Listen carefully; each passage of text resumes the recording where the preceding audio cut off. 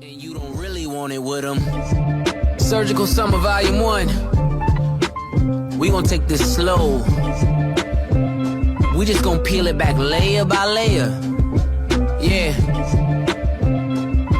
Daytona. Hello everyone, welcome to the show. Thank you for joining me. It's This Week in Tyranny, namely it's Sunday, April 6th, 2025. My name is Konrad Rogoz and I'm excited about this show that finally is going to be news heavy, content heavy, not boxed into any topic. I did 3 Mormon episodes in a row. I talked about the Ruby Frankie story, and I'm very excited to just jump into the fire and talk about what everybody else is talking about. Before I do that, sorry for any noise you may hear. My neighbors are moving out today, so it may be lively. It's going to be lively anyway, because we're going to put on a good performance like the subject of our show. So you may already know we're talking about the tariffs. Everyone's talking about the tariffs. The tariffs imposed on all foreign imports by U.S. President Donald Trump.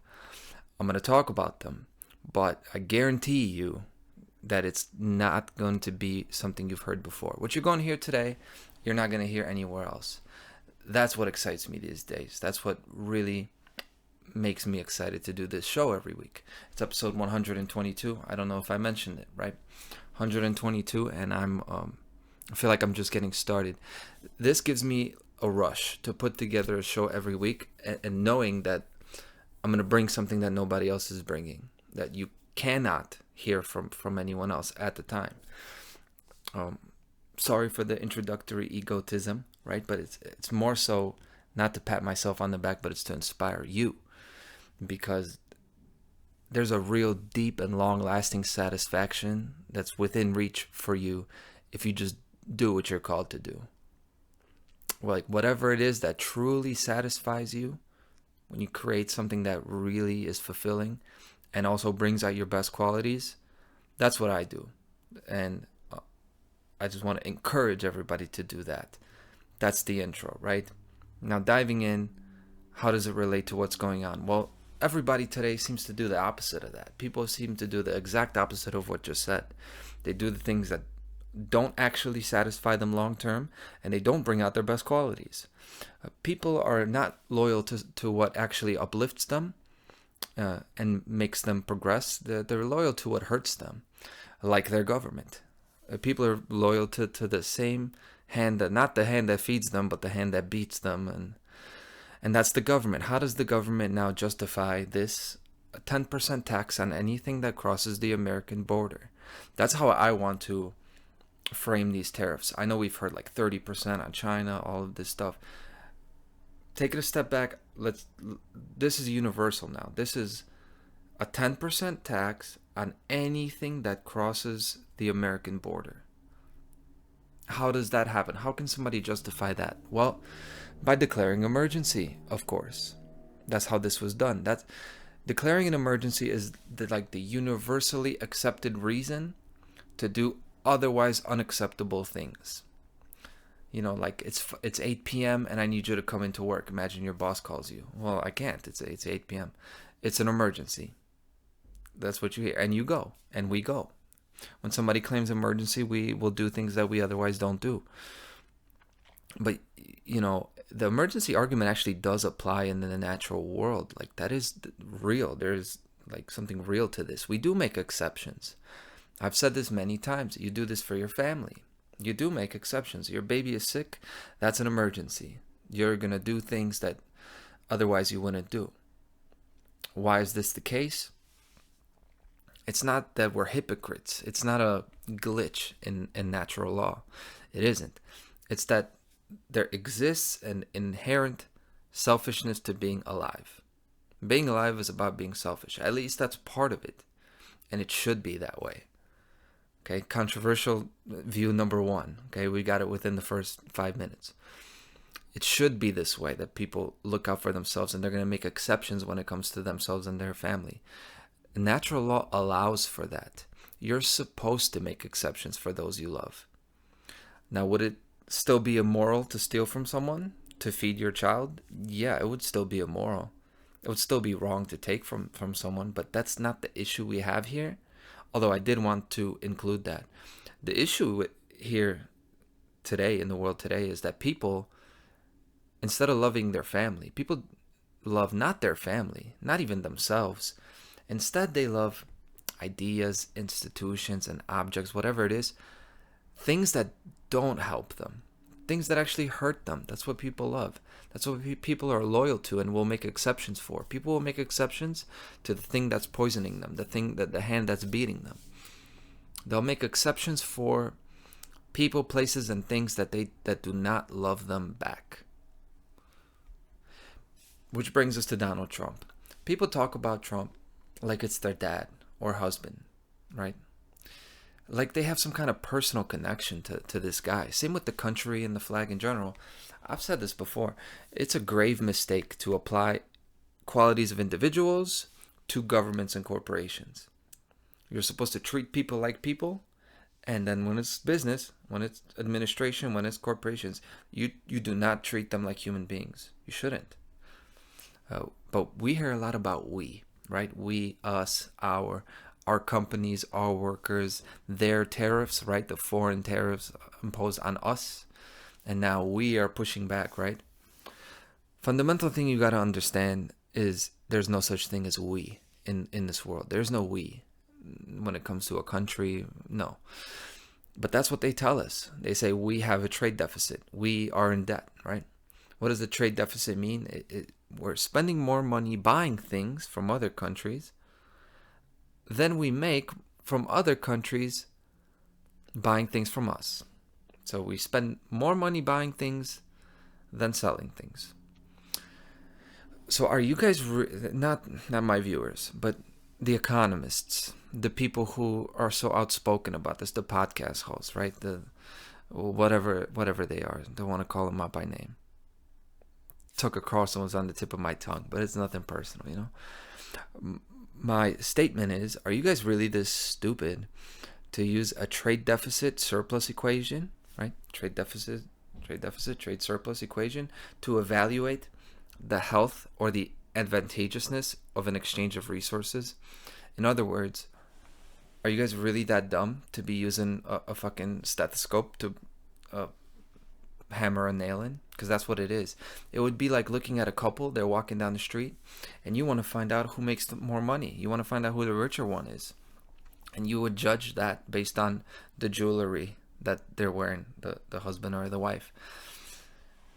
Would that be an accurate way to evaluate that? You know, you don't know anything about that relationship. You don't know why they chose to buy these products and not those products, and then import this and import that. And anyway, these are corporations we're talking about, right? So they have no loyalty to countries anyway. What does that even mean, American corporations, Israeli companies? What does that mean? Corporations are not loyal to the country unless they're, you know, like the Venezuelan oil company that is actually the state, right? There's an overlap there. But companies are not loyal to the country that their headquarters in. Just because a company has its headquarters in some country, what makes you think they're loyal to that country? And it's not even about jobs, because a Toyota dealership is going to pay the same as a Ford dealership in the United States. So what makes them loyal or patriotic or national? They're just operating there for the time being. It's just like camping in the woods. You know, you're going to take care of your stuff in the woods, like for that time being. You could say that you're there in that place. But if that location no longer suits your needs, then what do? You pick up the fucking tent, you grab your stuff, and you go somewhere else. That's what these companies do. And all you need to do is just take the emotion out of it. Take the personal relationships out of it. And just look at it objectively. It's so simple that it's crazy, the economics part of it. But forget economics. It's low-hanging fruit economics, honestly. Like, this is about psychology and philosophy. It always is.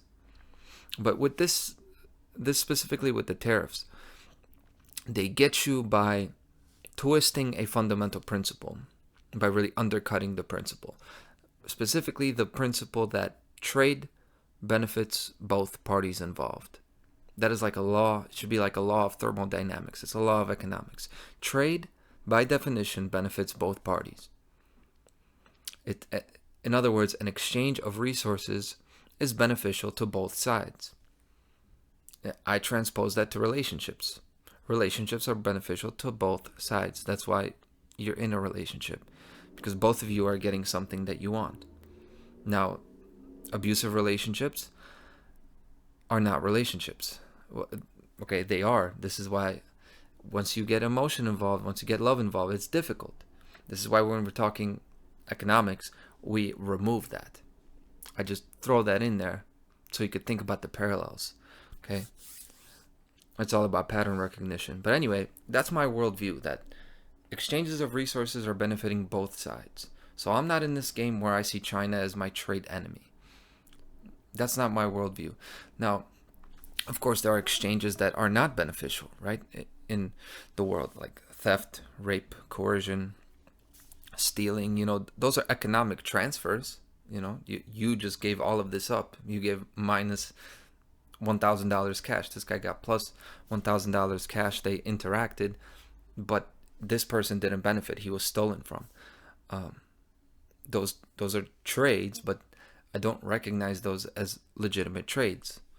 Nor do you, nor does anybody else. They're crimes, and that's what they are. And this makes economics very simple and plain to me. The rhetoric is almost as if it's a trade war. Like there are these people that are stealing from the United States. They're manipulating them. They're exploiting them. Now, the exploitation and the manipulation is there, but it's not on the level that is being shown to the people. All right, so we're going to explore that a little bit more. Just peel the layers back, layer by layer.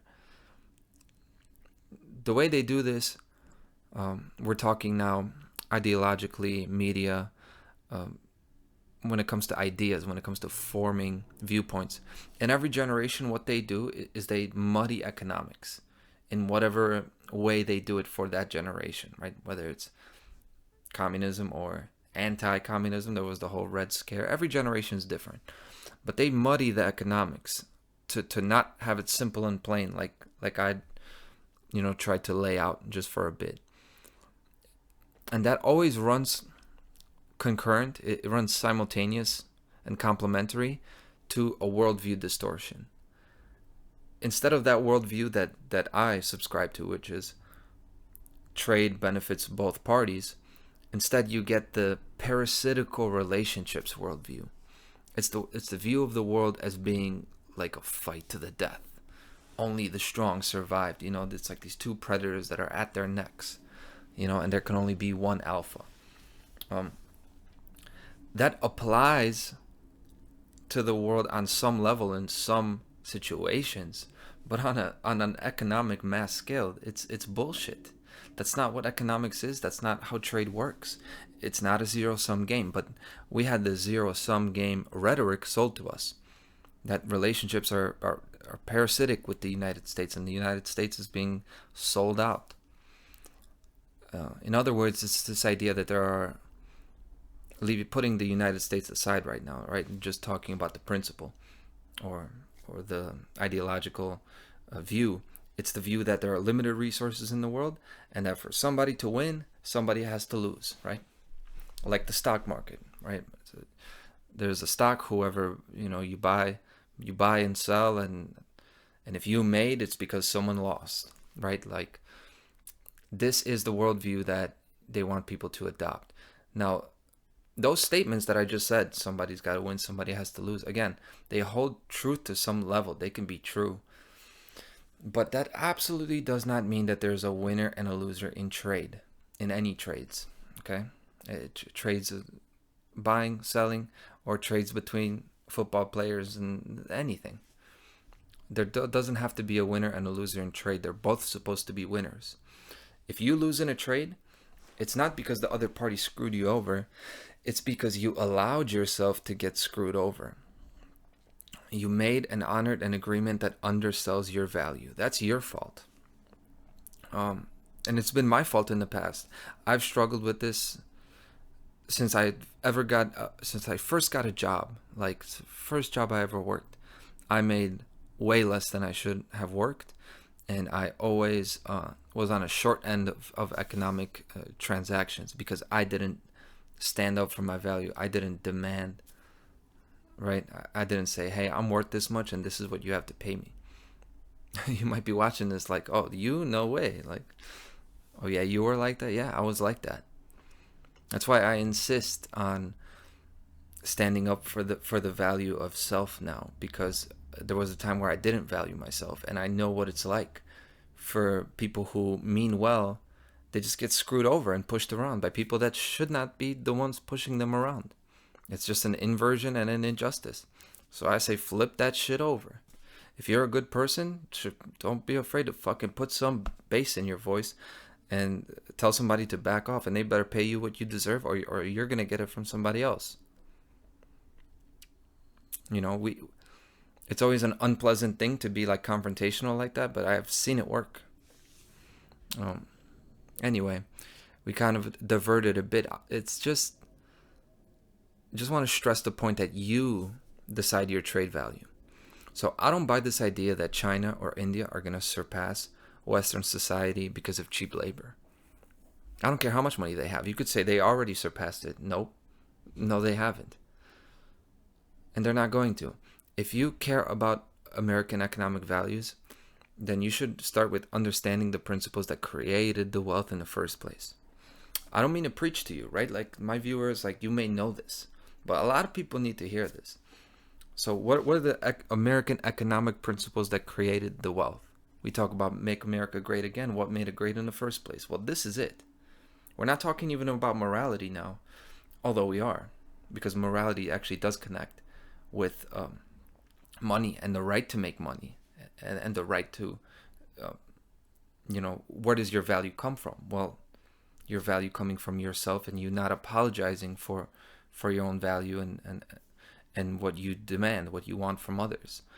That does connect with morality, but I'm putting that aside and just saying when it comes to finance and economics, loyalty to yourself, maximizing your talents, discovering new markets, innovation, right? Innovative ways of doing business. And that wealth comes from the mind, not brute force, not 1,000 pair of hands in a sweatshop. Those are the American principles, the modern Western principles that, took us from feudalism to, I don't know, at least I got a good microphone, right? I work a job I actually like. I don't have to, I'm nobody's slave, right? So that's wealth. Not saying that all the money has made us a utopian, magical, wonderful place. There's still a lot of horrible things going on. But in an economic sense, with the freedom you have to at least, your purchasing power, the way you have freedom of movement, right? Although they're working on that, right, with travel. Anyway, this is we could go in a lot of different directions. Okay, I'm having too much fun giving this show. So what were we talking about? China and India. And the way that they're not a threat. Yeah, I say good luck getting that in China and India, getting those principles and getting that innovation. I say may the better man win. Go right ahead. We should open the door. Like I've talked about this before. These American politicians, they seem so scared. They seem so so small. Where's the charisma? Where's the confidence? Where's the the respectability of at least their rhetoric? Why do we have the most two in a row, like the most incompetent just speakers, right? It sucks to listen to somebody that's just so crazy. I know they're like a United Nations puppet, but they at least know how to fucking talk. Instead, we had a guy that can't string a sentence together, and now a guy that just rambles. He might say a couple of things that make sense once or twice, but it's like a drunk guy. It's not anything you can really, you wouldn't want to show it to your grandma. You wouldn't be proud of that guy. Anyway, that's America. This is beside the point. We're talking about the principle here, right? Faith in your own economic values. But instead, Americans have bought that old story of immigrants are taking over the jobs, outsourcing, they're all stealing our jobs. It's like people want to scramble to the top of the ladder and be the first ones there and then kick the ladder away. Right? Like that's the confidence that you have in your abilities. Guys, The American flag was never what made this country great. It was the absence of control over interactions between individuals. In other words, it was free exchange of resources. That's what made it great. That's what made it wealthy. Of course, now the exchanges are different. It's not just ships and ports that trade happens through. I get it, but it's not the trade imbalance that tore down America economically. It's not the outsourcing. It's before that. Like, why did the oil companies give over all their power and control to the Middle East and make Aramco and send it all to Saudi Arabia? Right? That happened. Why did they do it? Why did the mass producers outsource all their stuff to China in the first place? My point being is what came first is the incentive, the economic incentive was created for the companies to go there. And that happens, like, Chinese labor is not inherently more valuable just because it's cheaper. It's just that the companies have been incentivized in that way to get the short-term, the quick mass production over quality. That's not actually a higher value. It's just we think that it's a higher value. We think, oh my God, cheap labor.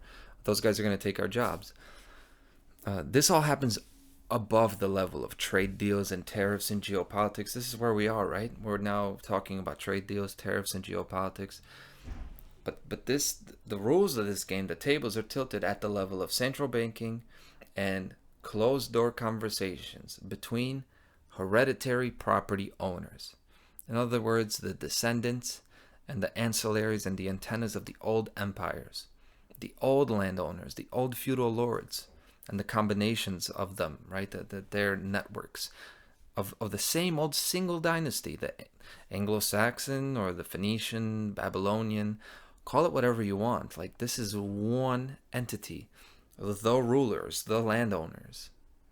Okay, the world has expanded. It's worldwide now, but this used to be more limited. This used to be on one continent. Of course, people were living in all these different continents. You have the natives. They all got killed off. And before that is really, we're going into ancient civilizations, which I won't go into because I'm not 100%.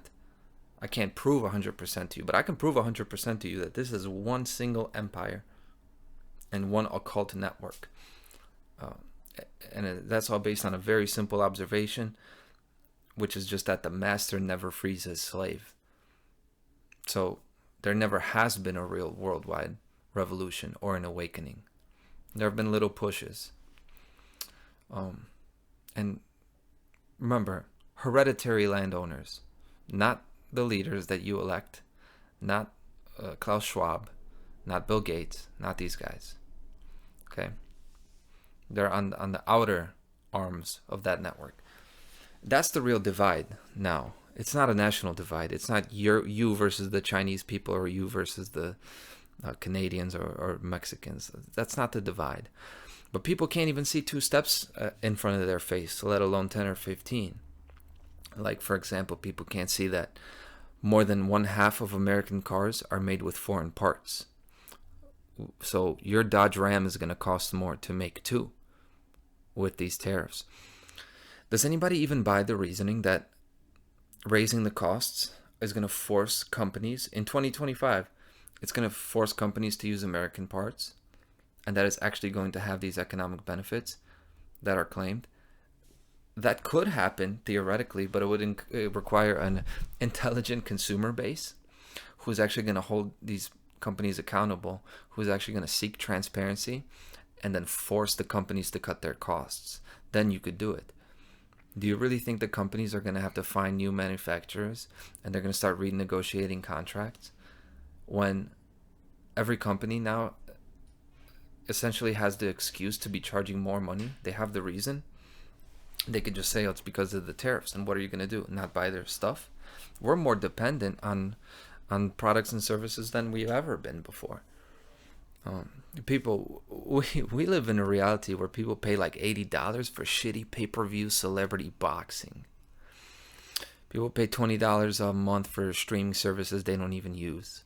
There are apps now. There are paid apps that track your subscription so that you don't buy things, so that you don't have subscriptions where you're getting charged on an increment or on a recurring level to be buying things, subscriptions every month or every 2 weeks. There are subscription services for like maps on the car and all these ridiculous things. So that's the economy we live in. And you think you guys are going to shift the logistical landscape of manufacturing and transport? Yeah, okay. It's not strategic. It's not art of the deal. This isn't chess that you're watching. It's simple extraction from the economy to the government. In other words, it's a redistribution of wealth. That's an old story. The economics of it are simple. They're not even all that interesting. Which is why I don't even want to talk about the economics. There's symbolism in this story and historical parallels that are interesting and intriguing to me.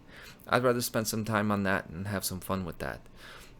Starting with the word tariff. The word tariff comes from the word Tare, T-A-R-E.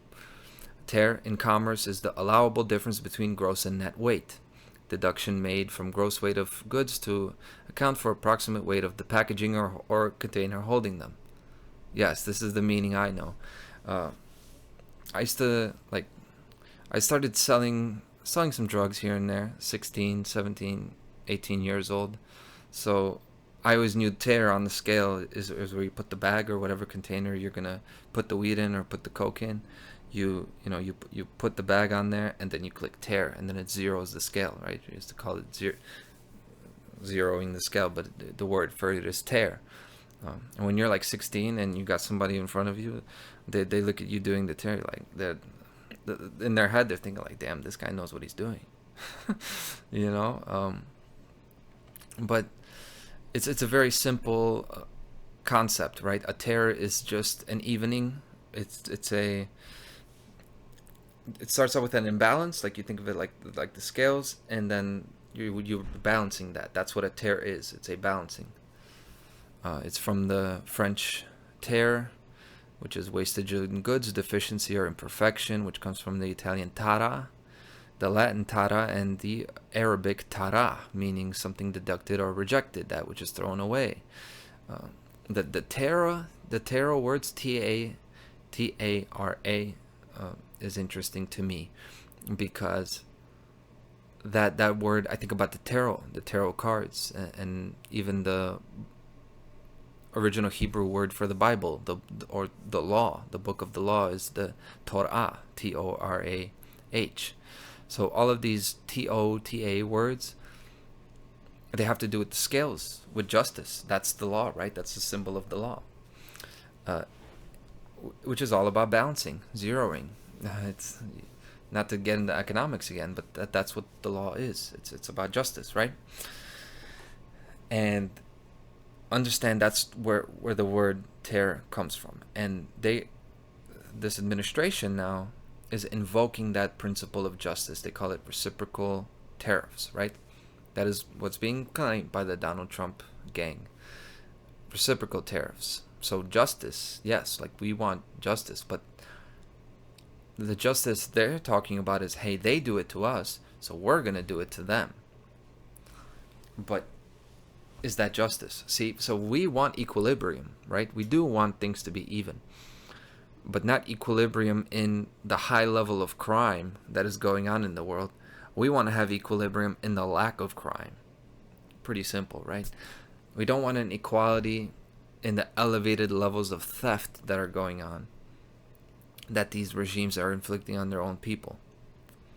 And I say that to say, you know what place has the most justice in the world?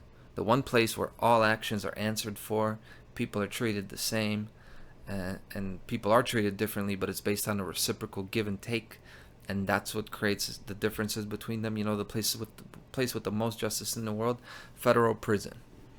Like jail. Jail is the only place that has true justice in the world. Ask long-term convicts about prison justice, and they'll tell you about really the deep way that there's a law there and an understanding, and everybody follows the law, not the law that the guards inflict on them. It's literally like from the people. things about hygiene, the things about there are different forms of it, right? For different cultures. There's even a Polish there's a Polish prison subculture that I wouldn't even talk about, and it's kind of like a secret. Like it comes with its own language and really so a lot of these things are very intricate and actually respectable in the way that justice is done in these crazy upside down environments, extreme environments, being locked in like that. But there is justice there, but that doesn't mean it's a desirable place to live, right? This is my point. So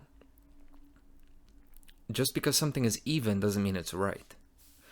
But for justice or not, it's there. The tariffs are there. The interesting thing is he made this announcement in the Rose Garden. This is what I want to talk about. Rose means red. Ros, the red. The Latin rosa is an interesting word as far as etymology. It's probably derived from a variant of ancient Greek, rodon.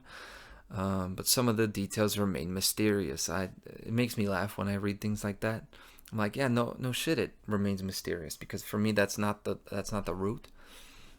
I find a common root that all of the RUS, ROS, it all has to do with the color red, and that's for a reason.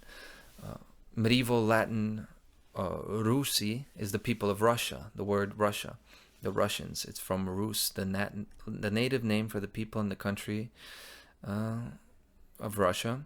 Medieval Greek Ros, originally the name of a group of Swedish merchant warriors who established themselves in Kiev and founded the original Russian principality. I don't know if that's true or not. It's not the point, right? But the word is from the Old Norse rod, like the steering oar. This an oar is a paddle. So these guys are the original.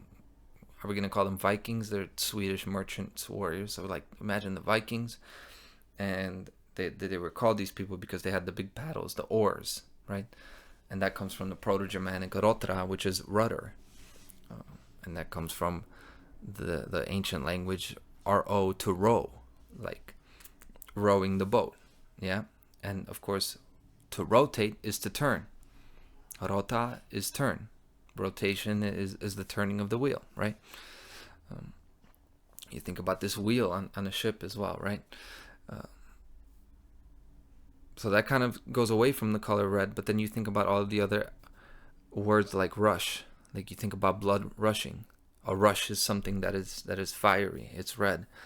Rust, R-U-S-T, is a reddish color. It's interesting that it's also related to iron, right? Metal rusting, because a roster, R-O-S, is originally actually a grid. It's the word for it. It's a gridiron or list. The word roster means list, like a grid. Of course, a grid is now, you think about sailing now, and the merchant, right? These merchant classes, the Vikings or whatever. And also the word roast is related to these German words. Roast is, of course, to burn something, right? So there's the color red in that. Anything you roast is going to turn reddish.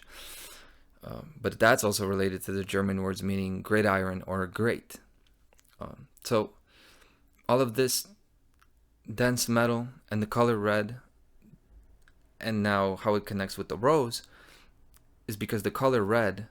And by the way, what happens when the Republican president wins this whole election? They call it a red wave, right? So this is the red hats, right? And the color red, the Republican Party, that kind of red rush. And then you think about Russia as well, right? Russia, and the way red is always the color of socialism and these mass movements. The reason for this is because red is this low end of the electromagnetic spectrum. It's very base level. It's low level action. It's like a very physical rush. And isn't that what China and the Soviets represent? Like, that's what their nations act like. It's a lot of action. It's a lot of massive movements, but not very intricate, not very nuanced, not very high level quality movements, not very serene and enlightened, but a lot of fucking movements, you know? Like, they're gonna go and get something done. That's ROS, that's RUS.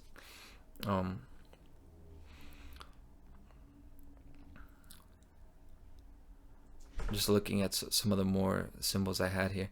You know, on the other hand, there is a beautiful part to the color red and the rose, right?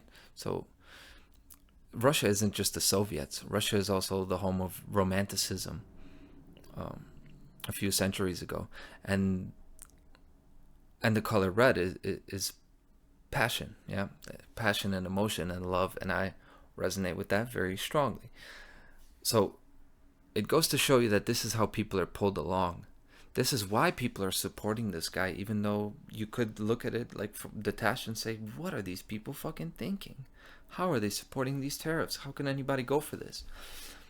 People are very emotionally tied to Donald Trump, and he's not the first and he won't be the last. But it is a making use of this passion that they have cultivated by all the things that happened during COVID and before, and the way middle America seemed to be, made fun of and abused and put to the side, and all of the late night talk shows, they've been laughing about people who are anti-abortion. They've been laughing about people who are, who don't agree with all of these new progressive movements, and they're ridiculed, and there's all this derision. So now, no wonder you got this guy that survived an alleged assassination attempt, and people are going for it. It just, that passion, that rush is there with people, and this is what I want to convey. This is like one of the key points. It should show us that this is how the people are pulled along. It's like dogs on a leash, but it's due to the emotions associated with Trump and the way he's embodied the color red. He really has. He's very rudimentary. Rudimentary is another red word. RUD, rudimentary. Rudy actually means reddish in Polish. That's what you would call somebody with my hair color. So again, we're, all these different languages, right? But back to the rose garden itself, the actual garden where he makes this announcement that he's going to have these tariffs. It's not by accident. This rose garden and on the White House lawn, they have a Jackie Kennedy garden on the east, and then they have the rose garden on the west. The rose garden itself is actually called the Kennedy garden, which confused me when I figured this out, because he apparently inspired its renovation back in 1961, and I found all this stuff, and you can read this White House Historical Association article, whitehousehistory.org. I'm not going to read this whole thing, but I read a bit of it, but you could see it, President Kennedy's Rose Garden. I didn't just pull this out of my ass. It clearly matters. The symbolism is put out there. And there are interesting little things, like now the health secretary is a Kennedy, right? RFK Jr. The JFK files just got released. JFK was of course the last president to be assassinated, right? It really, that was like the first big psychological operation that happened on the world scale. It kind of started the conspiracy movement. Now, of course, Trump was shot allegedly, right? There was the whole assassination attempt. I really see this as relating, and they're gonna refer back to this guy. And Kennedy was another guy that captured the hearts of this country, right? He absolutely, it was so emotional and traumatic when he passed. I know, and the country hasn't been the same. So they're gonna invoke these kind of myths, these mythical characters. The President Kennedy, Princess Diana, all this kind of stuff, and they're going to associate it with the people that they want you to emotionally follow after, right? To be inspired by. So you got this rose garden where he does this. Right next to the rose garden is a tree. Okay, it matters. It's going to connect. There's actually an article from this week. President Donald Trump announced this week that he would chop down a southern magnolia tree planted almost 200 years ago at the White House by Andrew Jackson. And this is what I'm going to include is the Washington Post article. Now, I know, Washington Post. I don't endorse this article. I kind of distance myself from even the leftists that are going to be protesting against Trump. Okay, so just because we have something in common, like, look at this title: The Economy, the Constitution. Is there anything Trump won't destroy? Not that I disagree, but it's a little bit, like, even the tone is a little bit too whiny for me. So, these are the same people that would have called, they wouldn't have been on my side a few years ago. But this does offer some value to me. And look at this subheading: the same day Trump said he would chop down Andrew Jackson's magnolia, he swung an axe at the Constitution. And that brings up something interesting. The things that I hold against these politicians are on a much deeper level, like down to Donald Trump and his lack of manhood and him being an order follower and things like that, right? But with these guys that are writing these articles now that are going to be anti-Trump, we do overlap in our stances. I overlap in my stances with many people, right? Doesn't mean that I'm on their side, and this is an example of that. Because when I saw that he's going to chop down some tree, I didn't know about the tree, and it was Andrew Jackson's tree, I also saw the symbolism right away. I made that connection that he's bringing up. It's this idea that it takes 100 years to grow a tree, and it takes 1 minute to cut it down, right? And the age we're in, the social media posts, the hyperbole, the lies, modern life really does feel like it just desecrates and chops down all of the old, all of the things that took so long to build, all of the beautiful and valuable things about our cities, our cultures, our industries, the art, all of it. But let's see if that's really the case, okay? Trump explained that the ancient tree, I'm reading from the article now, which shaded FDR and Winston Churchill's and Herbert Hoover's cabinet meetings, appeared on the dollar bill, $20 bill. He said that it's a safety hazard, right? This tree's falling apart, okay? The article says that's plausible, but his announcement follows by a month his disclosure that he also plans to pave the Rose Garden, quote, make that into a stone surface, which has occupied the space adjacent to the Jackson Magnolia for 122 years. Paving the area may not have been possible without killing the tree because of its sprawling shallow roots. So, this Jackson Magnolia has been next to the Rose Garden for 122 years. I saw this and I'm like, hey, 122, that's the episode I'm doing. I'm already like deep into this. I put this together last night. And I'm like, I see a little bit of interesting little things. So the Rose Garden we're going to get back to. Paving a garden with stone is just very representative. It's indicative of this kind of technocratic viewpoint, which is to replace the natural with the artificial. But the tree itself, I'm sure it is falling apart, deteriorating, just like humanity is. I look at the symbolism and think about, like the Kennedy Rose Garden, and if this is going to be a healthy garden, like, is it really passionate and beautiful when like Bryce Taylor implicates Kennedy in child sexual abuse and all of these things? And I'm sure that things that go on in the White House, there are a lot of these, like, the most depraved things that you can think of, in my view, and I've heard this from people. They're on YouTube giving first-hand testimony. In the castles, in the government buildings, in the church buildings, it's like all of these things that are supposed to represent morality and leadership. The most depraved and criminal, sickening things happen in those places because there's an energy to those places. There is a symbolic significance to those places. There is an energetic significance. And that is what you would do if you were a controlling occult empire that was trying to direct energy towards a control agenda. That's exactly what you would do. That's a little bit, maybe beyond the scope, but I wanted to mention it. Like, if the trees are falling apart, the Jackson tree's falling apart, and you gotta have this thing artificially supported, like, maybe that's not the best representation of beauty in nature. It's like, by their fruits you shall know them type of a thing, right? Which really brings me to my next point. Deteriorating. But let me be honest, I've always said that Andrew Jackson is the only U.S. president I like the only one, mainly because he said, I'm going to kill the central bank or the central bank's going to kill me. And my immediate reaction when I saw this is like, of course the government is going to desecrate anything left of real American virtue, which I associated Andrew Jackson with.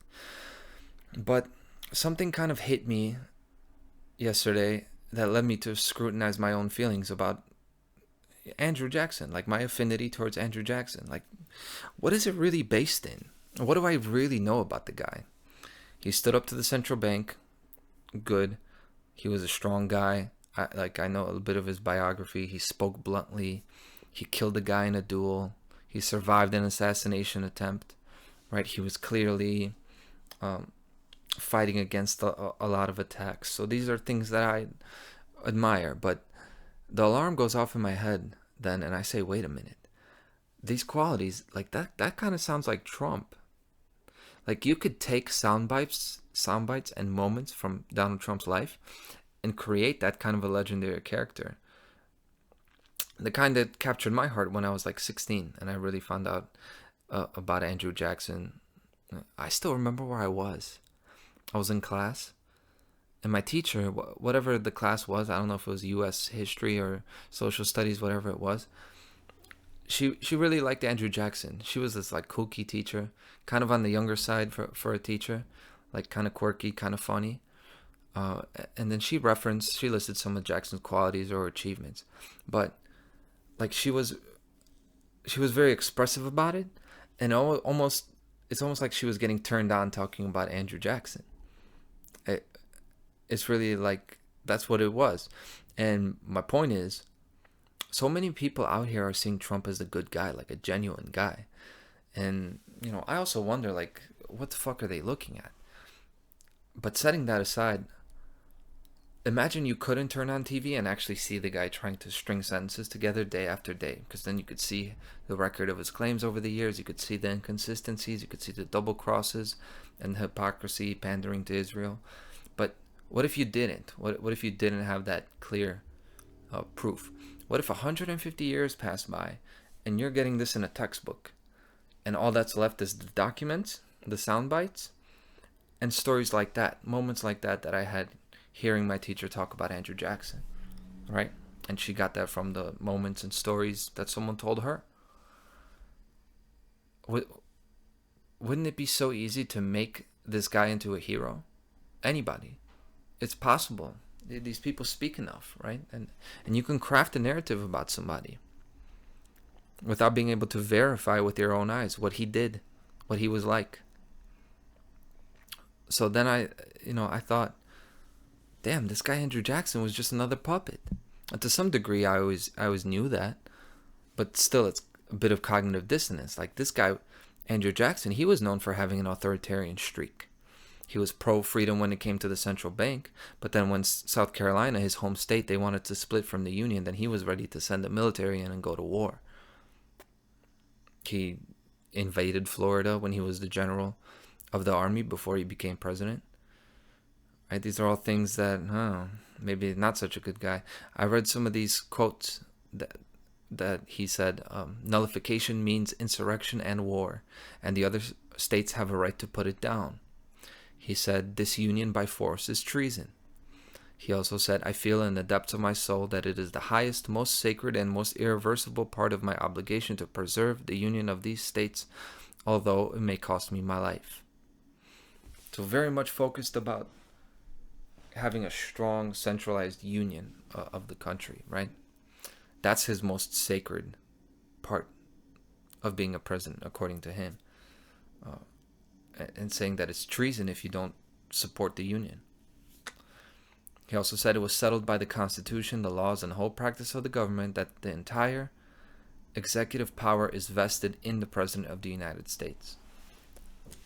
All those things, Trump could say those things today, or has said those things. And at the same time, Jackson has said many things that I love, that are like true. But here's the thing, you can't trust a quote. By their fruits you shall know them, right? Their actions. And that's what takes us back to the magnolia tree. As I need to tell this story, like, why did Andrew Jackson even plant the magnolia tree? What's up with that? Well, it actually connects to the tariffs. It all matters. It's a pretty crazy story. Andrew Jackson planted that tree in 1829 because his wife, Rachel, died on 12/22/1828, year before. That's a month after he won the election. So the guy wins an election in 1828. His wife dies a month later. Now, it's not just that she died. That election was the first real nasty election in U.S. history. Like, we thought it was nasty how, Kamala and Trump and Joe Biden were going at each other. Well, 200 years ago, they were doing the same thing, actually. But this was the first one. And it's all because Rachel, she was married. She left her husband to be with Andrew Jackson. So you can imagine 200 years ago, this kind of a thing is not really common. And the details, who knows, right? Her husband was a slave owner. Who knows if he was sleeping with the other women? Doesn't matter. She was called an adulteress. She was called a whore, and all of these attacks on her character and morality, when otherwise she was a shy private woman, right? And anyway, Jackson would blame the death of his wife on his political opponents. And then the story goes that he had a sprout from her favorite tree on their old farm in Tennessee, and he had that planted on the White House lawn. And then that's the Jackson magnolia. That's at least the story. And that's where the story comes full circle, because earlier that year, 1828, the same year this happened, was the highest tariff in U.S. history. It's called the Tariff of Abominations. It was a 38% tax on some imported goods and a 45% tax on imported raw materials. Crazy high. This is the graphic. By the way, you look at this, you may think that taxes are declining. Oh, look how high the Tariff of Abominations was. Now we have very low tariffs. This is what some people are presenting, right? You may think taxes are declining. They're not. Remember, I showed before in one of my episodes how the income tax increased over time, because this was before the income tax, and then it goes like this. And tariffs are only one kind of a collection by U.S. government. And this is the time before the IRS, so this was the biggest tax in U.S. history. And that was before Jackson was elected president. There's a whole interesting wrinkle to the whole Tariff of Abominations, and the story goes that the tariff was never even intended to become law. It was like written to fail in Congress so that the president, John Quincy Adams, and the North would look bad, and then it would help Martin Van Buren and the Southern Party. This is 30 years before the Civil War and the whole North and the South thing. The geography of that two-party illusion has changed, right? But the drama still persists, right? So imagine like the Republicans crafting this bill that's supposed to be so crazy, and all the Northerners, they vote for it, but it fails, and it makes them look bad for trying to support it, and then they win the election. That's how the story goes. Me personally, I don't know if I buy that story about writing an abominable high tariff and then being surprised that President Adams actually signed it. That actually sounds like something that would happen in the 2024 X.com social media political universe. It sounds like trolling. It's like, we're going to send you to El Salvador. Just kidding. Oops, we actually did send you to El Salvador. It's this kind of a story. All I know is that President Andrew Jackson won presidency. He won that election. And although this tariff, it wasn't under his watch that it passed, he enforced the tariff. He was the guy that got it through. And people thought that he would oppose it if he won, but he didn't. Does that sound familiar? The pro-freedom guy gets in the office, running on principles of liberty, and then he wins. And he wins and starts enforcing all the federal executive power. He starts squashing dissent and actually collecting money from the people. The state of South Carolina then, when this happened, the state that he's from, they declared this tariff null and void because the Supreme Court ruled in 1803 that any law that is passed that is repugnant to the Constitution is law and void. So the states could do that. But then what resulted here was the nullification crisis, is what they called it. And they threatened to split from the Union. And Andrew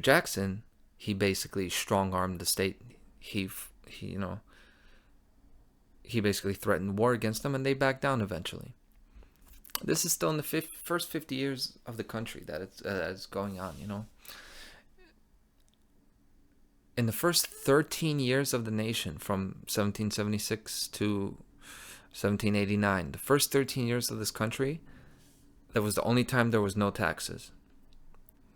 After that, you did have some tariffs, but there were no taxes for the first 13 years. The federal government was donation only, and it should have stayed that way. Back then, the federal government had to request money from each state. Now, I think, why the hell could that not be done today? If we can have Israel lobbying politicians and giving them millions and millions of dollars, the U.S. government could go donation only again today.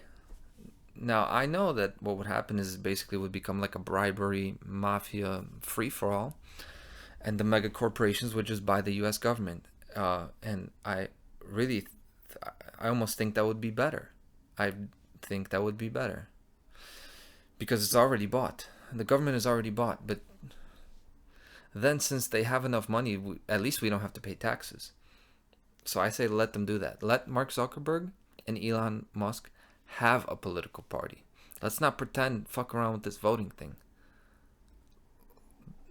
Have Tesla or whatever your party is. You are the political party. And we, with our money now, are going to vote with our money. So if they make tyrannical laws, then there goes Facebook, there goes Tesla. We could actually vote them down. We could actually vote with our money. And their political standing, their approval rate, so to speak, it would be like a stock. It would be related to their livelihood.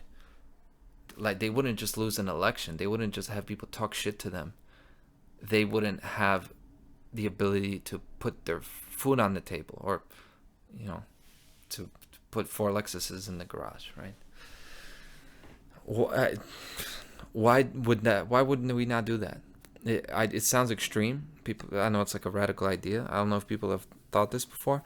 It's really not extreme. It's the simplest thing in the world. We know these people lie. We know that voting is a circle jerk. We know the rich exploit the poor. We know the government's not worth shit. Why not bring it out into the open? We don't need antitrust laws. We don't need laws against corruption. We really don't. We need to put the pressure on corporations and government. Like, you guys deal with this. We should wash our hands of the national debt. There's no our debt. That's your debt, not mine. And then Jeff Bezos and Elon, they could pay it off if they want to. Whoever wants to be in government, you know, you could pay it off if you want to. Will that ever happen? Of course not. Because that would expose the system for the parasite that it is. Now, this is only to address all those people that are opening their mouth about taxes and economics, and I don't like it. I go up to here with that. I hear people talk about this stuff, and they're anyway.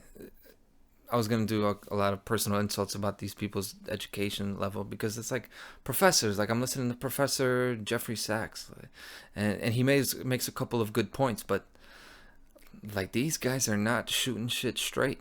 Nobody's shooting you straight. Economics is actually simple as fuck. Ridiculously so. But anyway, my derision extends to CEOs of companies, professors, PhDs. You guys are children. You guys are children if you think that taxes for national defense is necessary. You've bought the scam. It's just a swindle story. We don't need a military. We don't need taxes to fund the military. It's been a scam from the beginning. I think the actual quote from the Japanese emperor during World War II, Hirohito, he said, "We would never invade the American mainland because there would be a rifle under every blade of grass." And that is the military strength that we need. We don't need all this military technology. None of this is actually necessary for defense. All of national defense is a scam. No, we're an hour in. I got plenty more to go. The first tax was created by the 1789 United States Constitution. the Constitution that we all love and respect so much. Okay, it was kind of the beginning of the end of economic freedom. It granted the government power to levy taxes, and then the first tax was the Tariff Act of 1789. It was a 5% tax on all imports. It was the second bill signed by George Washington. That's where it all starts to go wrong. Although there's a bit of nuance to that. You got to understand the nuance, because before the American Revolution, the American colonies were actually forbidden to create tariffs. So it's them not being able to tax is actually what held them down, because they were just having their resources pumped by England, forbidden by England, of course, because if they were able to put a tariff on foreign goods, then it would shift the power from England to them. So at that point, you could claim that the tariffs were good, and some people are making that claim. But it doesn't apply. It's a completely different time. But they certainly weren't as bad until the War of 1812, and then the tariffs get worse. And we go back to the old, always recurring like clockwork pattern of war, resulting in huge taxes, war being the thing that breaks nations and enslaves them. Because after the War of 1812, you get the first modern tariff. It was the first protectionist tariff, like these that we have now in 2025, meaning a tariff not just to collect revenue to run the country, but as economic planning, a feature of socialism. So this is the first socialist tariff, in the sense that it's the government trying to have their hands in the economy to work the economy, not to just to fund themselves. And that was the Tariff of 1816, also known as the Dallas Tariff. Explicit function of protecting U.S. manufactured items from overseas competition. Prior to the War of 1812, tariffs had primarily served to raise revenues to operate the national government. Okay? In 1816, there was concern that there would be war with the United Kingdom again. A tariff on manufactured goods, including war industry products, was deemed essential in the interests of national defense. It was claimed then. And it's always been a scam. The tariff was approved on April 27, 1816 as a temporary measure, authorized for only 3 years. This temporary thing it's always been the way that it's done, it seems. It's always fun discovering this stuff. I discover this every week with you. I didn't know this, right? I remember my teacher talking about Andrew Jackson, but like the Tariff of Abominations and these, I remember the key words, but for some reason it just didn't stick as much. What I hope this all conveys to you is look, this is the reason wars happen. Wars and the threat of wars is the only way you can convince people to pay their taxes to you. That's the truth. It's the only way people are going to give you their money, if you threaten to kill them. That's the only way. The only reason regular people pay taxes is because that's the only way you can get into making business. Like, if you want to get into doing business, you're going to have to pay taxes. Unless you're going to break the law and be underground and be, in the black market. And then, you have to play a different game. If you want to play with the big boys, sit with the big boys at the table and have it all above surface level, you're going to need to do business with the gang. It's a gang. Imagine the underground criminal economy, right? Like, you got your drug pushers on the corner, you got the pimps, you got a couple of number runners, like back in the days, the casino sharks, right? The people doing with the gambling, the bootleggers, the protection money. And it's like, if you want to get into business, you have to deal with the mob. You have to deal with the men of violence in your field. And that is, we exist in that reality today. But people just don't see that whole world. They don't see how taxes, it's just protection money. It's that type of a thing. So if I want to make money in construction, I have a set of skills and an ability to generate revenue. What can I do? Nobody's going to go into business with me unless because everyone's being extorted, right? So everyone's paying protection money on profits. So I gotta have people pay me by check, because payments that you can prove don't get taxed. But if these people paid me cash, then it's like the mafia is gonna ask them, hey, where's this cash? You paid this guy 10,000. Where is it? If you don't show proof that you paid it out, they're going to make you give us our cut. Give the mafia their cut on that 10,000.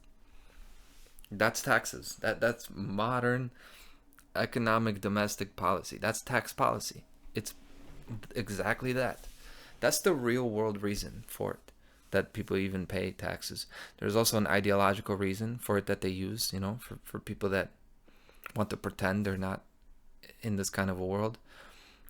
People pretend that, or they don't know that all governments are extortionist criminal organizations. For those people, they say national defense. National defense is the other reason that is claimed, that it's actually right. Like the justification for why it's right is that national defense. Because war, because threat of war. We have to do this because we will be invaded. Either way, it's the threat of violence. And this is where the war pattern comes in. Guys, why is it always Russia? Why is it Iran, North Korea, terrorists, always some radical groups, Al-Qaeda, ISIS, Boko Haram, Hezbollah, the IRA? It's a revolving store, but the same old story. Why? Why? Because society is and always has been governed by gang shit. It's just gang shit. This is what the term we used to use, like having fun with it. Like, it's a term that I used to use when I lived this life. I paid no taxes. I followed no laws. If I wanted to manipulate or rob or defraud somebody, I just did. And it doesn't mean I would do anything, right? In my heart, I always had like a limit and a set of principles that I followed. Okay, I wasn't lawless internally, but as far as the law that governed my behavior in the world, that's who I was. I did what I wanted, and if somebody tried to stop me, I didn't have to be in the right. I didn't have to be justified. All I had to do was just have more will and leverage than whoever was in my way. That's gang shit. It's just, I'm gonna do what I want, and you're gonna try to stop me, and we'll see who wins. That's what the world runs on still. In other words, it's ruled by force. Yeah, and that's really just the context. Now that we have the necessary context, we can actually read the official government announcement of the April tariffs. And how many of us do that, right? Like, reading primary sources.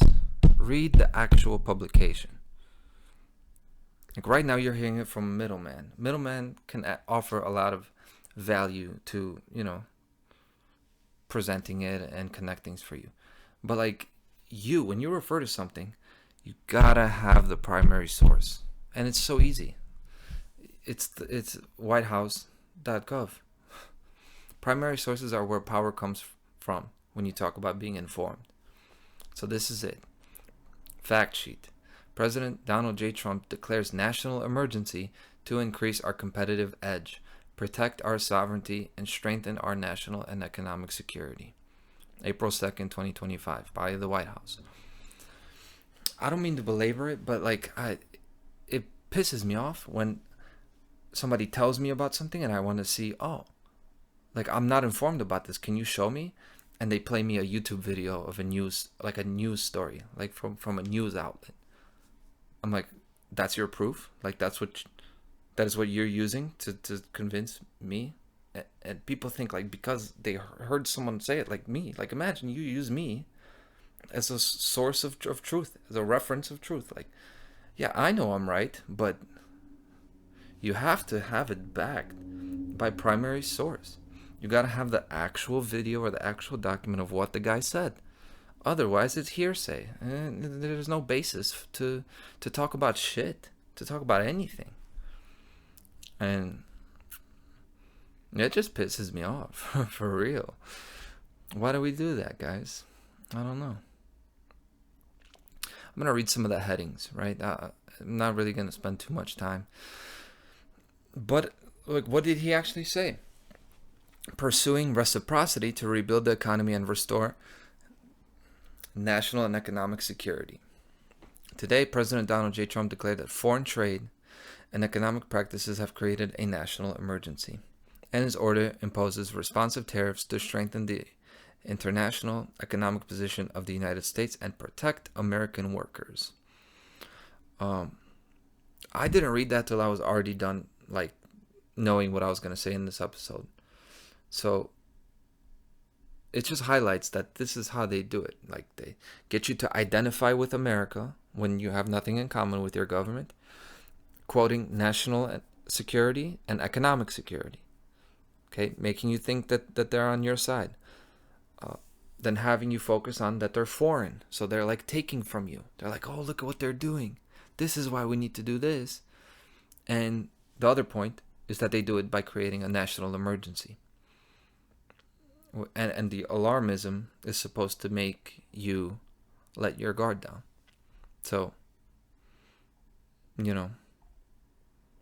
that's me backing up what I'm saying. Also, they say the golden rule for the golden age. Golden rule for our golden age. The golden rule is what? Do to others as you would like done to yourself, right? I may have worded that in a sloppy way, but that's justice. They're talking about justice. This is the golden rule or justice for an age of justice, right? Equality, right? This is what they're trying to invoke, but it's not really equality.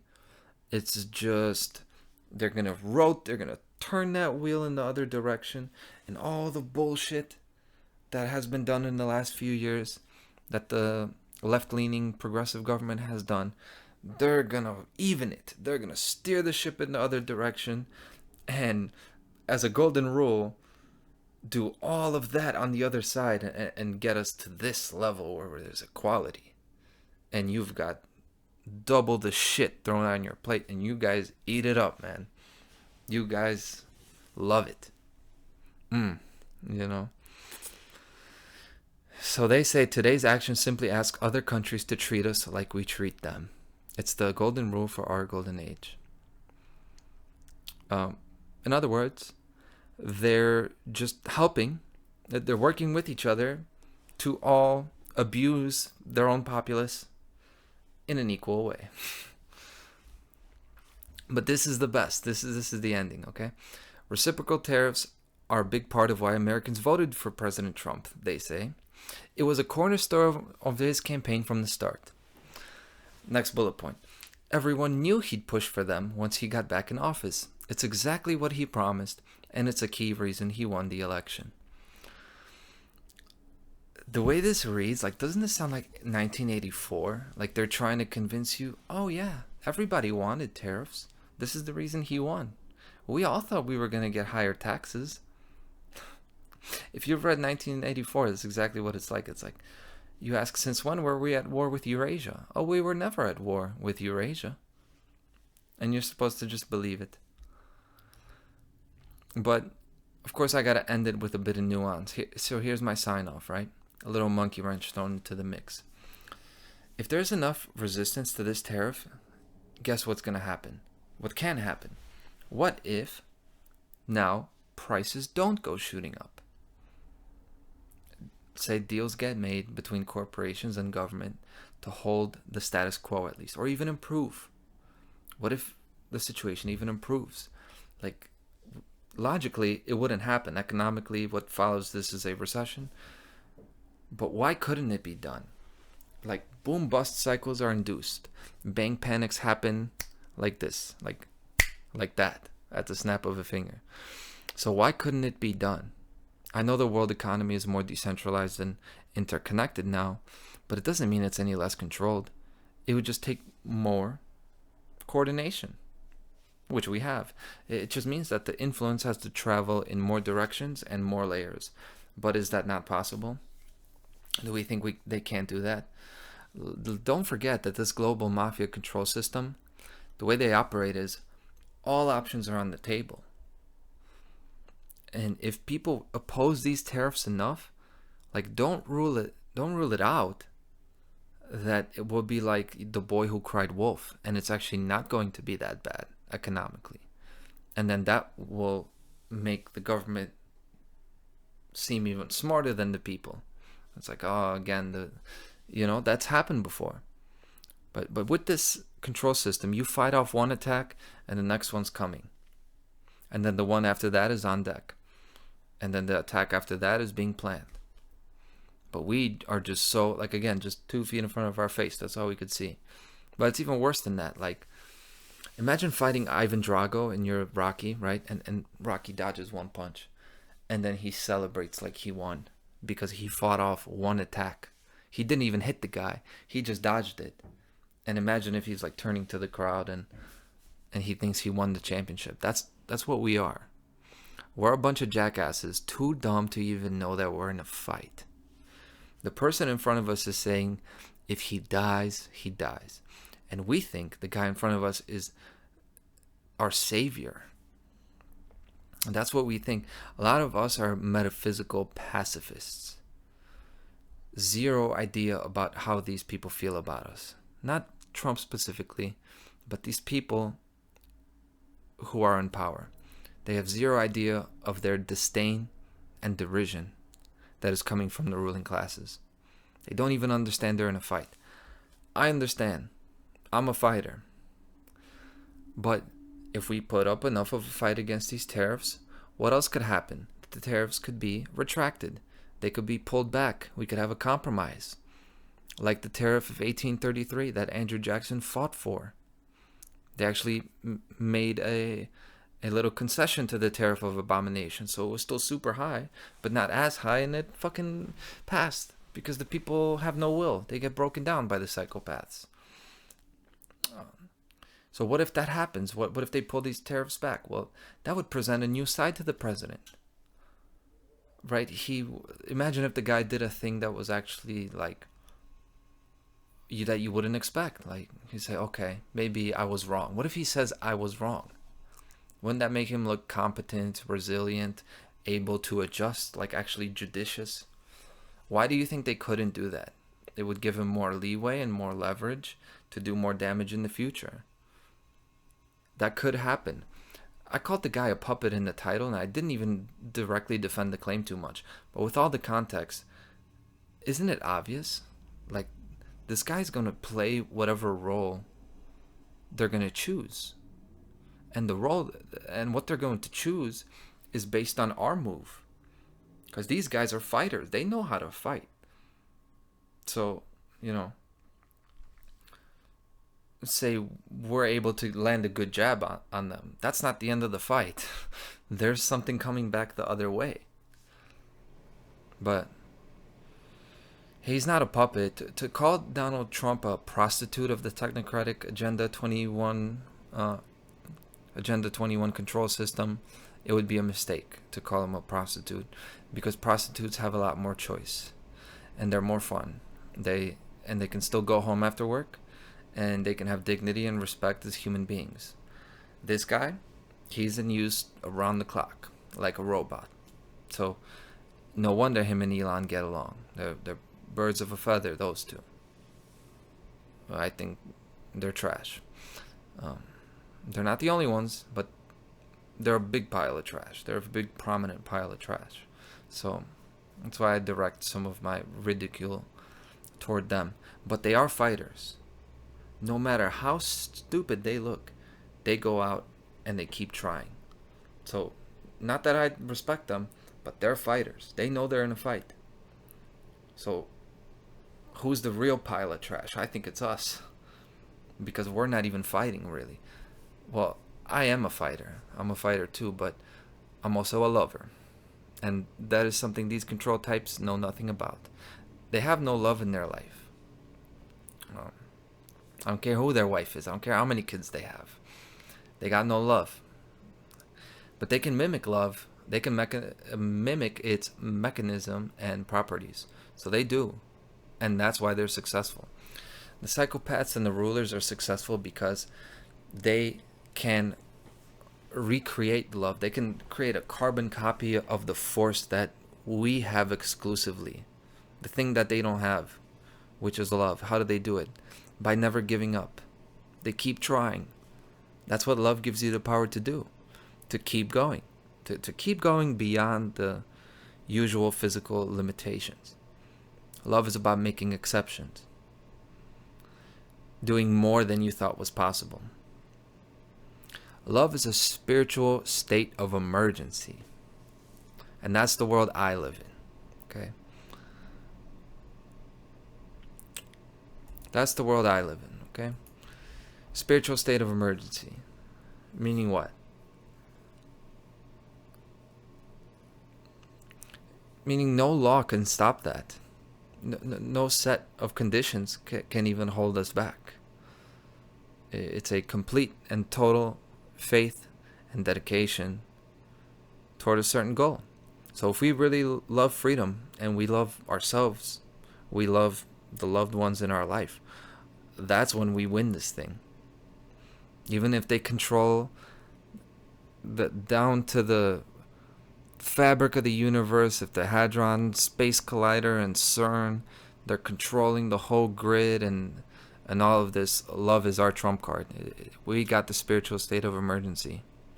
It'll work. Trust me, that'll work. That is the story that's going to be told. If we want to tell it. It's all up to us. Thank you so much. I appreciate your time and attention. And I'll see you next week on This Week in Tyranny.